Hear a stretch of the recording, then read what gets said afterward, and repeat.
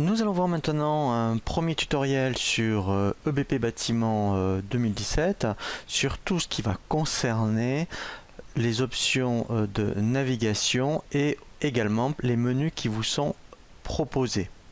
Vous allez avoir cet écran d'accueil qui est ce qu'on appelle le tableau de bord de maintenance SAV. Alors, vous verrez, lorsque vous serez un peu plus loin, je dirais, dans l'utilisation du produit, c'est vraiment très intéressant, hein, maintenance et SAV, puisque effectivement il va vous dire tout ce qu'il faut faire, soit en termes de contrats à relancer, des interventions à faire, des courriers avant intervention.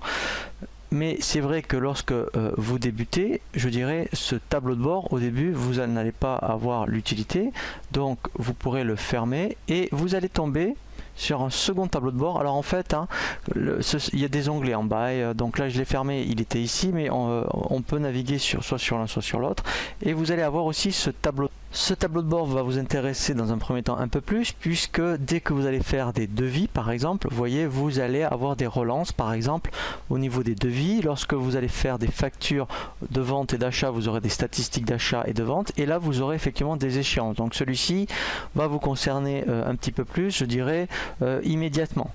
Alors soit vous pouvez le laisser, ou vous pouvez le fermer et on peut le relancer à tout moment. Alors ce qui est intéressant effectivement, c'est que dans EBP Bâtiment, eh bien vous allez avoir ici des menus. Donc dans un premier temps, effectivement, on va passer par les menus et vous avez ce qu'on appelle ici des volets de navigation. Alors, il faut essayer de s'habituer à utiliser ce volet de navigation, puisque là, mettons, quand je suis, je dirais, sur l'écran d'accueil, eh bien, j'ai ce premier volet de navigation. Donc là, mettons, j'ai les principales tâches que je peux faire, hein, comme créer un devis, une facture, des clients, des fournisseurs ou des éléments.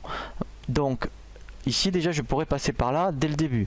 Après vous verrez, lorsque vous cliquez, je dirais, dans n'importe quel menu, ici le volet de navigation change. Donc c'est vrai que c'est intéressant ici, parce qu'en fait vous avez les principales options je dirais que vous allez utiliser par rapport au menu où vous vous trouvez. Donc si par exemple je change, que je vais dans les éléments, vous voyez ici, voilà, ça rechange. Donc là ça concerne plus les stocks, la bibliothèque, et là effectivement, donc là on retrouve les principales, je dirais, options que l'on avait dès le début, mais il faut vraiment essayer de se forcer un petit peu au début d'utiliser ce volet de navigation, parce qu'après vous allez prendre l'habitude et vous allez, je dirais, optimiser vraiment l'utilisation du produit. Ensuite, après, il y a une particularité dans EBP Bâtiment. Pour tout ce qui est création, fermé, validation, vous voyez, ça sera en bas.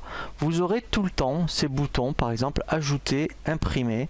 Alors, ajouter, vous l'aurez systématiquement, que ce soit par exemple, alors, un élément, un fournisseur, un client ou autre table, n'importe quelle table, il faudra toujours faire ajouter. Alors je vais taper après quelque chose, voilà.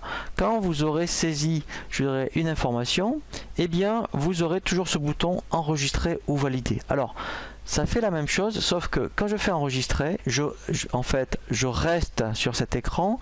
Quand je fais valider, en fait ça veut dire enregistrer et fermer. Valider, en fait ça n'a rien à voir avec une validation, par exemple comme la compta par exemple, où quand on valide quelque chose on ne peut plus après le dévalider. En fait, hein, valider ça veut dire enregistrer et fermer.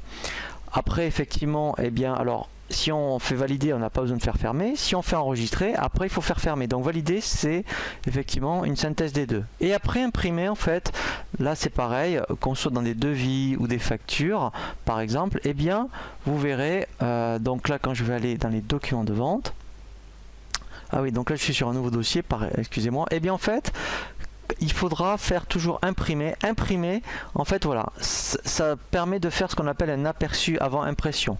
Voilà, donc ces boutons, vous les retrouverez partout, quelles que soient, je dirais, les fiches que vous allez créer.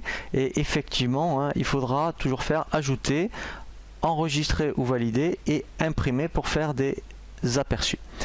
Voilà, donc là on a vraiment bien fait le tour par rapport à tout ce qui est navigation au niveau du produit.